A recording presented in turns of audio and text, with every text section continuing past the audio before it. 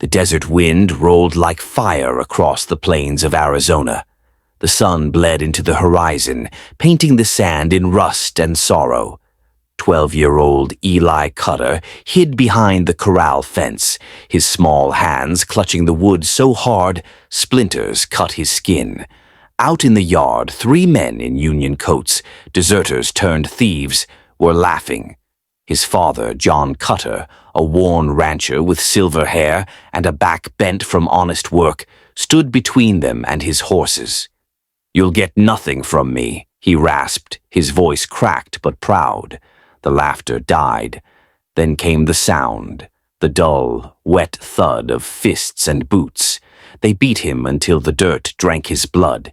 Each strike echoed through Eli's chest like thunder through hollow hills.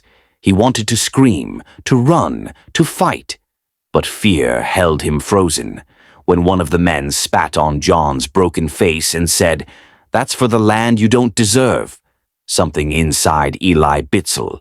That night, the boy buried his father beneath the oak tree. Alone, trembling, and swearing to the stars that justice would come, even if it rode on the wings of hell itself. Eli left before dawn, carrying only his father's rifle and a heart full of ghosts. The trail cut through the red hills, where the earth burned crimson and silence hung heavy as judgment. For 3 days he rode his father's old mare, surviving on cactus water and rage.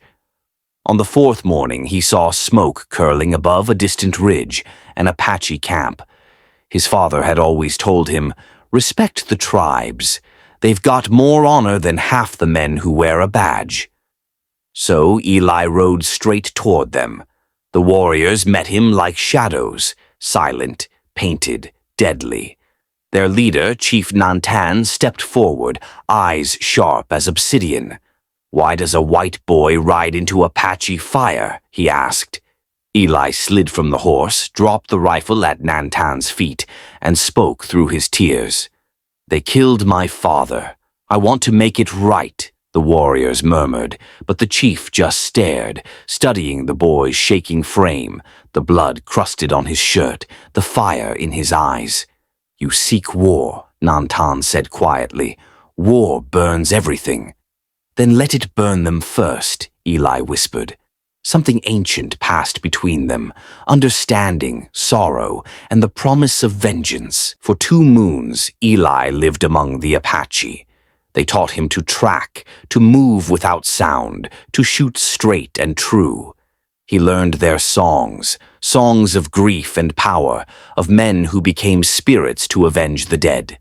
Chief Nantan saw in Eli not a boy, but a wounded wolf, fierce, loyal, and dangerous. "You fight with heart," the chief told him one night by the fire, "but heart alone will not bring peace." Eli's answer was cold. "I don't want peace." When the time came, Nantan called his warriors. 400 strong, their faces painted in war colors, red for blood, white for death, black for the unseen spirits. They rode out under a full moon, the sound of hooves like thunder rolling across the desert. Eli led them, his father's hat pulled low, rifle across his back, heart pounding like a war drum. They found the 3 men holed up in an old mining shack near the border. Eli pointed toward the glow of their campfire. "There," he said. "That's where the devil lives." The chief nodded once. The desert went silent. And then came the storm. The attack was swift and merciless. The Apache rode like ghosts, their arrows slicing the night. The thieves barely had time to scream. Fire swallowed the shack. Gunfire split the darkness.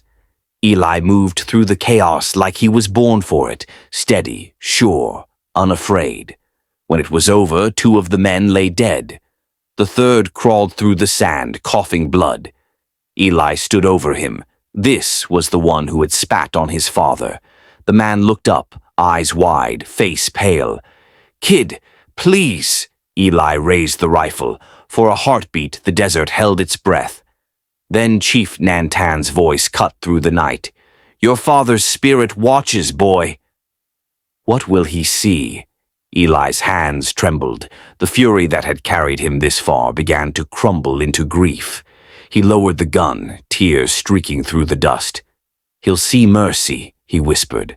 Nantan nodded. "Then your father's soul can rest." As dawn broke, the boy stood on the ridge, watching smoke rise from the valley. The wind carried the last of his anger away. He had come for revenge. But what he found in the heart of 400 warriors was something far greater: honor.